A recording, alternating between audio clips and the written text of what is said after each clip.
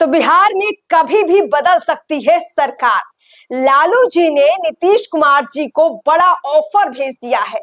Offer ये दिया है कि बीजेपी को छोड़कर हमारे साथ आइए, आपको बिहार छोड़ने की कोई जरूरत नहीं है, आपको दिल्ली जाने की भी जरूरत नहीं है, आप यहाँ आरजेडी के साथ मिलकर बिहार में अपनी सरकार बनाइए।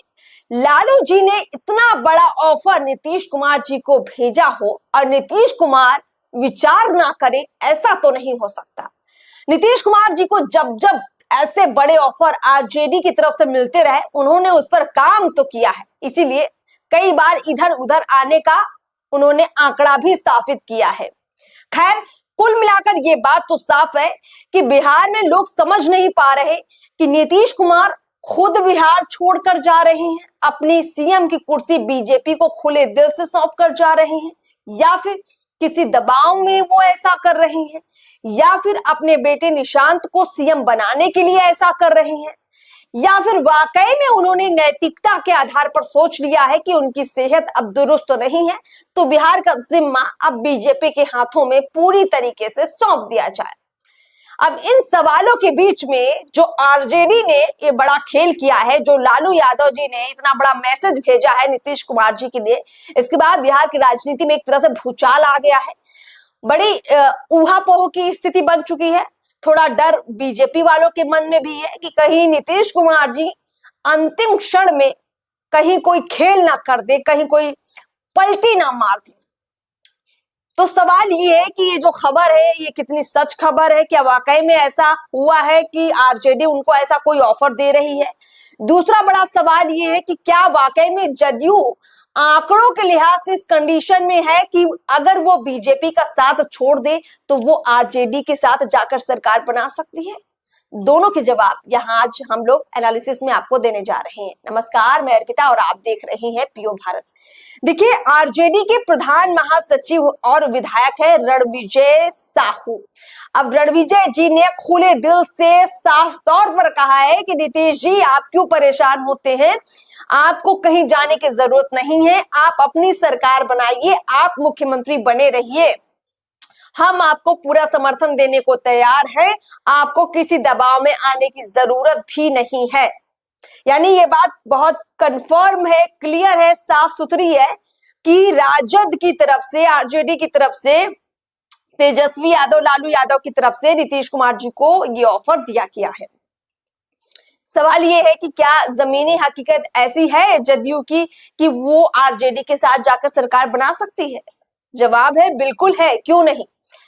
क्योंकि इस वक्त आरजेडी 25 विधायकों के साथ, भले ही बहुत बड़ी पार्टी नहीं है, लेकिन आरजेडी के साथ महागठबंधन में और भी पार्टियां हैं। नीतीश कुमार जी के पास, जदयू के पास अपने खुद के 85 विधायक हैं, 25 विधायक आरजेडी के हैं। कांग्रेस की बात करें तो 6 विधायक कांग्रेस के हैं। आजकल ओवैसी और तेजस्वी की भी काफी बन रही है, तो एआईएमआईएम के भी 5 विधायक आप मान लीजिए, लेफ्ट के भी 3 विधायक हैं, बीएसपी और आईआईपी के भी एक विधायक है, और इन सबको जोड़कर जो आंकड़ा बनता है वो 41 का आंकड़ा बनता है। यानी महागठबंधन के पास 41 विधायक है और 85 विधायक है जदयू के पास। अगर इन दोनों को हम जोड़ दें तो कुल विधायकों की संख्या हो जाती है 126। यानी सरकार बड़ी आसानी से बिहार में नीतीश कुमार महागठबंधन के साथ जाकर बना सकते हैं। इनफैक्ट जो बहुमत का आंकड़ा है वो 122 है। अगर बीजेपी कुछ विधायकों को तोड़ती है तब भी सरकार बनाने के काबिल नीतीश कुमार रहेंगे महागठबंधन के साथ। बहुमत का आंकड़ा 122 है, विधायकों की संख्या 126 तक पहुंच जा रही है। अब ऐसे में बड़ा सवाल यही है कि नीतीश कुमार के सामने डील क्या रखी गई होगी। क्या तेजस्वी यादव ने वही पुराना ऑफर दोहराया होगा कि आप सीएम की कुर्सी भी अपने पास रखिए, गृह मंत्रालय भी आप अपने पास रखिए, विधानसभा के अध्यक्ष का पद भी अपने पास रखिए, सिर्फ डिप्टी सीएम का पद आप आरजेडी के हाथ में दे दीजिए, यानी तेजस्वी यादव को एक बार फिर से बिहार का डिप्टी सीएम बना दीजिए।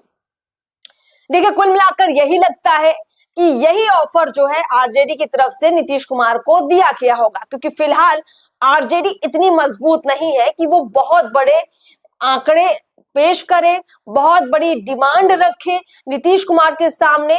वो जरूर ये चाहेगी कि कैसे भी करके वो सरकार में आ जाए, क्योंकि अगर एक बार सरकार में तेजस्वी यादव आ गए तो फिर उनके लिए आगे की राहें बहुत आसान हो जाएंगी। इसीलिए तेजस्वी यादव जो जो नीतीश कुमार कहेंगे वो सब कुछ मान लेंगे।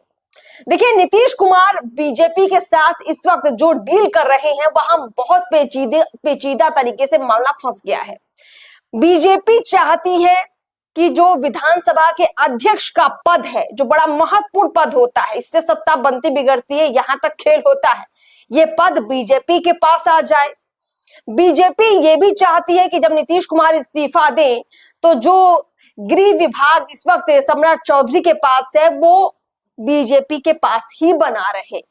यानी दोनों महत्वपूर्ण पद बीजेपी अपने पास ही रखना चाहती है और सबसे बड़ा पद मुख्यमंत्री का पद भी बीजेपी अपने पास रखना चाहती है।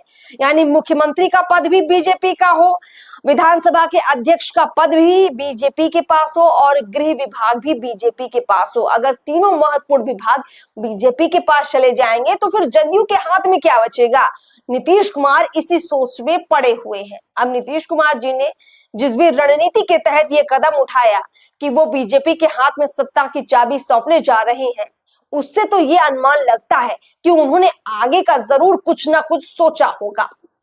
अगर उन्होंने आगे का ये सोचा है कि वो महागठबंधन के सरकार बनाने जा रही हैं, तो इसकी भी कहीं ना कहीं आहट सुनाई जरूर देगी। देखिए, काफी वक्त हो चुका है, अभी तक बीजेपी ने ऐलान नहीं किया है कि वो किसे अपना मुख्यमंत्री का चेहरा घोषित करने जा रही है। सम्राट चौधरी का नाम सबसे आगे जरूर चल रहा है, लेकिन अभी फाइनल कुछ भी नहीं हुआ है।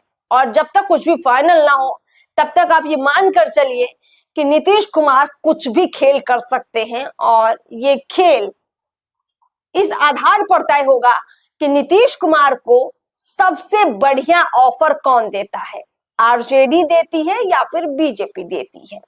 चलिए, इंतजार रहेगा। फिलहाल इस बातचीत में एनालिसिस में इतना ही। नमस्कार।